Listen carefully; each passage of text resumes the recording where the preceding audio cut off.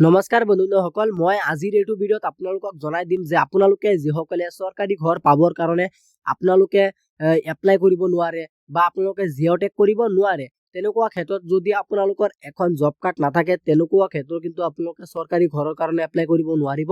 Geotag ঘৰৰ কাৰণে আপোনালোকে জিঅ'টেক কৰিব নোৱাৰিব। গতিকে আপোনালোকৰ কিন্তু অত্যন্ত প্ৰয়োজনীয় এখন বস্তু হৈছে আপোনালোকৰ জব কাৰ্ড। এই জব কাৰ্ডখন দিয়ে কিন্তু আপোনালোকে চৰকাৰী ঘৰৰ কাৰণে বা বিভিন্ন আঁচনিত বা বিভিন্ন কাম কাজত কিন্তু আপোনালোকে জব কাৰ্ডখন ব্যৱহাৰ কৰি আপোনালোকে পইচা উপাৰ্জন বা টকা উপাৰ্জন কৰিব পাৰিব। গতিকে মই আজিৰ এইটো ভিডিঅ'ত আপোনালোকক জনাই দিম যে আপোনালোকে ফ্ৰীতে অৰ্থাৎ বিনামূলীয়াকৈ আপোনালোকে আপোনালোকৰ মোবাইলৰ জৰিয়তে আপুনি কেনেকৈ এখন জব কাৰ্ড অনলাইনত এপ্লাই কৰিব পাৰিব। অকল নিজৰ আধাৰ কাৰ্ড আৰু আপোনালোকৰ ৰেচন কাৰ্ডখন দি পেলাই আপোনালোকে কেনেকৈ এপ্লাই কৰিব পাৰিব। যদি আপোনালোকে ৰেচন কাৰ্ডটো নিদিয়ে, তেনেকুৱা ক্ষেত্ৰত কিন্তু আপোনালোকৰ দুজন হলে কিন্তু আপোনালোকে সেই জব কাৰ্ডখন বনাব পাৰিব। আৰু যদি আপোনাৰ নিজৰ আধাৰ কাৰ্ডটো দিয়ে, তাইৰ বেলেগৰ আপুনি সেইটো দিব বা বেলেগ এখন ডকুমেণ্টছ আপোনালোকে দিব পাৰিব। এনেকৈ কিন্তু আপোনালোকে মিলাই পিনে আপোনালোকৰ দিব লাগিব। গতিকে আপোনালোকে জব কাৰ্ডৰ কাৰণে কেনেকৈ অনলাইনত এপ্লাই কৰিব পাৰিব, মই আজিৰ এইটো ভিডিঅ'ত মই আপোনালোকক ষ্টেপ বাই ষ্টেপ জনাই দিম, বা ভিডিঅ'ৰ আগলৈকে মই আপোনালোকক স্ক্ৰীন ৰেকৰ্ডিং ভিডিঅ' কৰি মই আপোনালোকক দেখুৱাই দিম। গতিকে যদি আপোনালোকে কোনোবাই মোৰ চেনেলত নতুন হৈ আছে, প্লিজ মোৰ চেনেলটো ছাবস্ক্ৰাইব কৰিবলৈ নাপাহৰিব। আৰু আপোনালোকে আজিৰ এই ভিডিঅ'টো একেবাৰে প্ৰথমৰ পৰা শেষলৈ চাই থাকিব। এতিয়া বলক আমি ভিডিঅ'টো আৰম্ভ কৰোঁ আৰু আপোনালোকে মোৰ মোবাইলৰ স্ক্ৰীনত লক্ষ্য কৰক। আপোনালোকে জব কাৰ্ডৰ কাৰণে অনলাইনত এপ্লাই কৰিবলৈ হ'লে প্ৰথমতে আপোনালোকৰ আহিব লাগিব গুগলত বা আপোনালোকৰ ক্ৰমত, আপোনালোকে গুগল ক্ৰম ব্ৰাউজাৰত আপোনালোকৰ আহিব লাগিব প্ৰথমতে। তাৰপিছত কিন্তু আপোনালোকে ইয়াত চাব, অহাৰ পিছত কিন্তু আপোনালোকে প্ৰথমতে চাৰ্চ কৰিব লাগিব। ইয়াত চাৰ্চত আপোনালোকে চাৰ্চ কৰিব লাগিব জব কাৰ্ড ফ্ৰম আছাম বুলি আপোনালোকে চাৰ্চ কৰিব। আৰু যেতিয়া আপোনালোকে চাৰ্চ কৰিব, তেতিয়া কিন্তু আপোনালোকৰ সন্মুখত ৱেবছাইটটো অলপ লোডিং হ'ব। লোডিং হোৱাৰ পাছত কিন্তু আপোনালোকে একেবাৰে তলফালে আপোনালোকে স্ক্ৰল ডাউন কৰিব। আৰু আপোনালোকে একেবাৰে তলফালে স্ক্ৰল ডাউন কৰিলে আপোনালোকে ইয়াত চাব যে এখন ৱেবছাইট দিয়া হৈ আছে আছাম বুলি। আপোনালোকে চিম্পলি এই আছামত এটা ক্লিক কৰিব। আৰু যেতিয়া আপোনালোকে এইটো ৱেবছাইটত ক্লিক কৰিব, তেতিয়া কিন্তু আপোনালোকৰ সন্মুখত যিটো আপোনালোকৰ জব কাৰ্ডৰ অনলাইনৰ কাৰণে আপোনালোকৰ যিটো ফৰ্ম এপ্লাই কৰিব লাগে বা ফিল আপ কৰিব লাগে, সেই ফৰ্মখন কিন্তু আপোনালোকৰ সন্মুখত এনেকুৱাকৈ শ্ব' কৰিব। আৰু আপোনালোকে এই ফৰ্মখন যদি ফিল আপ কৰে, তেনেকুৱা ক্ষেত্ৰত কিন্তু আপোনালোকৰ 14 বা 15 দিনৰ ভিতৰতে কিন্তু আপোনালোকে এই জব কাৰ্ডখন আপোনালোকৰ পঞ্চায়তত বা আপোনালোকৰ ব্লকৰ পৰা আপোনালোকক মাতিব। তাৰপিছত কিন্তু আপোনালোকে এই ফৰ্মখন আপোনালোকে সেই আপোনালোকৰ যিটো জব কাৰ্ড আছে, জব কাৰ্ডখন আপোনালোকে লৈ আহিব পাৰিব। গতিকে প্ৰথমতে আপোনালোকে ইয়াত চাব যে ইয়াত আপোনালোকে লিখা আছে কমপ্লিমেণ্টটো আপোনালোকৰ চিলেক্ট কৰিব লাগিব। আৰু ওপৰত আপোনালোকে চাব যে ইয়াত আপোনালোকৰ দিয়া হৈ আছে the Mahatma Gandhi national rural employment guarantee act বুলি দিয়া হৈ আছে। গতিকে আপোনালোকে চাগে নিশ্চয় গমেই পাইছে। আৰু প্ৰথমতে আপোনালোকৰ ডিটেইলছটো দিয়া হৈছে 1 number details and location of complement. গতিকে আপোনালোকে কমপ্লিমেণ্ট টাইপটো আপোনালোকে চিলেক্ট কৰিব। চিলেক্ট কৰাৰ পাছত কিন্তু আপোনালোকে এইটো আপোনালোকে চাব চিটিজেন বুলি লিখা আছে, আপোনালোকে চিম্পলি চিটিজেনত এখন ক্লিক কৰিব। আৰু তাৰপিছত কিন্তু আপোনালোকে কমপ্লিমেণ্ট চ'ৰ্চটো আপোনালোকে চিলেক্ট কৰিব। ইয়াত কিন্তু আপোনালোকৰ যিটো ইমেইল আইডি হয়, ইমেইল আইডিটো আপোনালোকে দিব, বা আপোনালোকৰ যিটো ফোন নম্বৰ হয়, সেই ফোন নম্বৰটো আপোনালোকে দিব পাৰে। গতিকে মই ইমেইল আইডিটো দিছোঁ। ইমেইল আইডিটো দিয়াৰ পাছতে কিন্তু আপোনালোকে ইয়াত চাব যে ইমেইল আইডিটো এইখিনি জেগাত বহুৱাব লাগিব।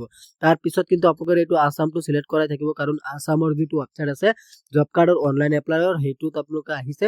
গতিকে আপোনালোকৰ ষ্টেটটো চিলেক্ট কৰিব নালাগে। তাৰপিছত কিন্তু আপোনালোকে ইয়াত চাব যে আপোনালোকৰ যিটো ডিষ্ট্ৰিক্ট আছে, ডিষ্ট্ৰিক্টখন কিন্তু আপোনালোকৰ চিলেক্ট কৰিব লাগিব। আৰু আপোনালোকৰ ডিষ্ট্ৰিক্ট কোনটো হয়, আপোনালোকে সেইটো ডিষ্ট্ৰিক্ট আপোনালোকে চিলেক্ট কৰিব। চিলেক্ট কৰাৰ পাছত কিন্তু আপোনালোকৰ যিটো ব্লক আছে, ব্লকখন আপোনালোকে চিলেক্ট কৰিব। তাৰপিছত আপোনালোকৰ গাঁও পঞ্চায়তটো আপোনালোকে চিলেক্ট কৰিব। চিলেক্ট কৰাৰ পাছত কিন্তু আপোনালোকে ইয়াত চাব যে ইয়াত আপোনালোকে লিখা হৈছে কমপ্লিমেণ্ট নেম, আৰু আপুনি যাৰ কাৰণে জব কাৰ্ডৰ কাৰণে এপ্লাই কৰি আছে, তাইৰ নামটো আপোনালোকে এইখিনি চিধা চিধি বহুৱাই দিব। তাৰপিছত কিন্তু আপোনালোকৰ তাইৰ যিটো ধৰি লওক তেওঁ যদি মহিলা মানুহ হয়, তেওঁৰ হাজবেণ্ডৰ নামটো দিব পাৰে। আৰু যদি ল'ৰা মানুহ হয়, তেনেকুৱা কিন্তু তেওঁৰ ফাদাৰ্ছ নেমটো আপোনালোকে এইখিনি জেগাত বহুৱাব পাৰিব। তাৰপিছত আপোনালোকৰ কমপ্লিমেণ্ট এড্ৰেছটো আপোনালোকে লিখিব। ধৰি লওক প্ৰথমতে আছামটো লিখিব। লিখাৰ পাছত আপোনালোকৰ ডিষ্ট্ৰিক্ট কোনটো হয়, ডিষ্ট্ৰিক্টখন লিখিব। লিখাৰ পাছত আপোনালোকৰ ব্লক কোনটো হয়, ব্লকটো লিখিব। আপোনালোকৰ গাঁৱৰ নামটো লিখিব। গাঁৱৰ নামটো লিখাৰ পাছত আপোনালোকৰ পিনক'ড এৰিয়াৰ যিটো পিনক'ড আছে, পিনক'ডখন আপোনালোকে লিখি দিব। তেতিয়াহে আপোনালোকৰ ব্লকত সেইটো আহিব।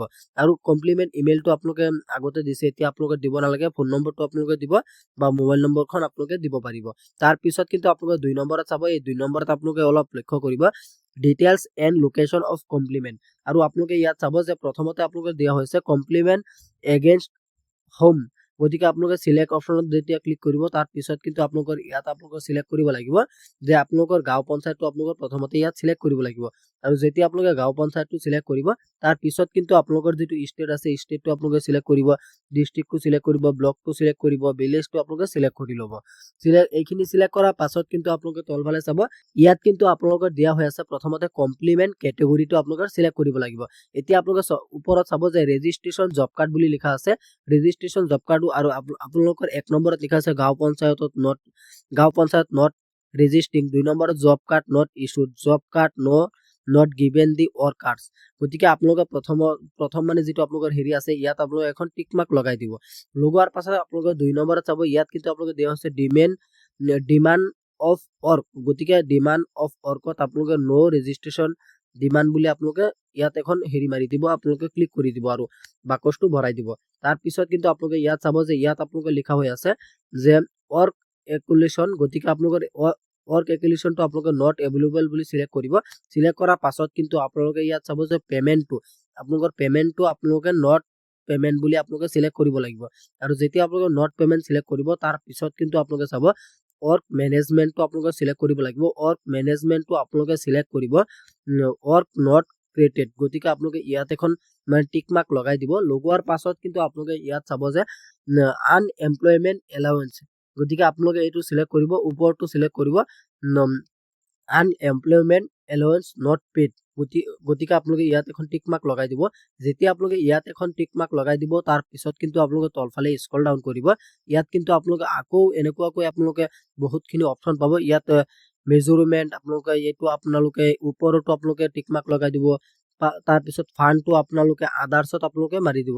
বা ফাণ্ড নট এভেইলেবল আপোনালোকে দুটাৰ পৰা এটা মাৰি দিব তাৰ পিছত কিন্তু আপোনালোকৰ মেটেৰিয়েলটো আপোনালোকে নট এভেইলেবল বুলি মাৰি দিব আৰু তাৰ পিছত কিন্তু আপোনালোকে তলফালে চাব ইয়াত কিন্তু আপোনালোকে দিয়া আছে ডেট অফ কমপ্লিমেণ্ট আৰু আপুনি যাৰ কাৰণে জব কাৰ্ডৰ কাৰণে এপ্লাই কৰি আছে তাইৰ মানে যিটো ডেট অফ বাৰ্থ হয় ডেট অফ বাৰ্থটো আপোনালোকে এইখিনি জেগাত লিখি দিব তাৰ পিছত আপোনালোকে date of occurrence of event of কমপ্লিমেণ্টটো আপোনালোকে এইখিনি জেগাত লিখি দিব তাৰ পিছত আপোনালোকৰ কমপ্লিমেণ্ট ডেছক্ৰিপশ্যনটো আপোনালোকে এইখিনি জেগাত লিখি দিব যে আপুনি এজন দৰিদ্ৰ সীমাৰেখাৰ লোক হয় আৰু আপোনালোকৰ এখন চৰকাৰী ঘৰৰ প্ৰয়োজন সেইকাৰণে আপুনি জব কাৰ্ডৰ কাৰণে অনলাইনত এপ্লাই কৰি আছে গতিকে আপোনালোকে এইবুলি এখন ইয়াত আপোনালোকে লিখি দিব অলপখিনি ডেছক্ৰিপশ্যন তাৰ পিছত কিন্তু আপোনালোকে তলফালে চাব ইয়াত কিন্তু আপোনালোকে 3 নম্বৰ দিয়া আছে এভিডেন্স সাবমিটেড বাই কমপ্লিমেণ্ট টু প্ৰপ কমপ্লিমেণ্ট গতিকে আপোনালোকে ইয়াত আছে নেম অফ দি আপোনালোকৰ এইখিনি মানে হেৰি কৰিব নালাগে এইখিনি ফিল আপ কৰিব নালাগে মানে যিকেইটাত মানে আপোনালোকৰ ষ্টাৰ আছে সেইকেইটা আপোনালোকে চিলেক্ট কৰিব লাগিব বা সেইকেইটা আপোনালোকে দিব লাগিব তাৰ পিছত কিন্তু আপোনালোকে তলফালে চাব এই কেপচা কোডটো আপোনালোকে সেম টু সেম এইখিনি জেগাত বহুৱাই দিব যেতিয়া আপোনালোকে বহুৱাই দিব তাৰ পিছত কিন্তু আপোনালোকে তলফালে চাব ইয়াত কিন্তু আপোনালোকে দিয়া হৈ আছে সাবমিট বুলি সাব বুলি লিখা আছে আপোনালোকে যেতিয়া ইয়াত ক্লিক কৰিব তেতিয়া কিন্তু আপোনালোকৰ ফৰ্মখন জমা হৈ যাব আৰু আপোনালোকৰ ব্লকৰ পৰা কিন্তু আপোনালোকৰ এক সপ্তাহৰ পৰা 15 দিনৰ ভিতৰত কিন্তু আপোনালোকৰ ব্লকৰ পৰা আপোনালোকৰ মোবাইল নম্বৰত কল আহিব যে আপোনাৰ জব কাৰ্ডটো হৈ বুলি তাৰ পিছত আপোনালোকে 100 বা 200-300 টকা আপোনালোকে লগত লৈ যাব যদি বিচাৰে আপোনালোকে দি দিব গতিকে আপোনালোকে চাগে নিশ্চয় গমে পাইছে যে জব কাৰ্ডৰ কাৰণে অনলাইনত আপুনি কেনেকৈ এপ্লাই কৰিব পাৰিব গতিকে আজি ইমানখিনি আছিল আপোনালোকক দিবলগীয়া ইনফৰমেশ্যন আশা কৰিছো ভিডিঅটো চাই ভাল পালে যদি ভিডিঅটো চাই ভাল পালে তেন্তে ভিডিঅটো এটা লাইক কৰি দিব আৰু আপুনি যদি আমাৰ চেনেলত নতুন আছে প্লিজ আমাৰ চেনেলটো সাবস্ক্ৰাইব কৰিবলৈ নাপাহৰিব ধন্যবাদ থাকিল সকলোলৈ জয় আই অসম।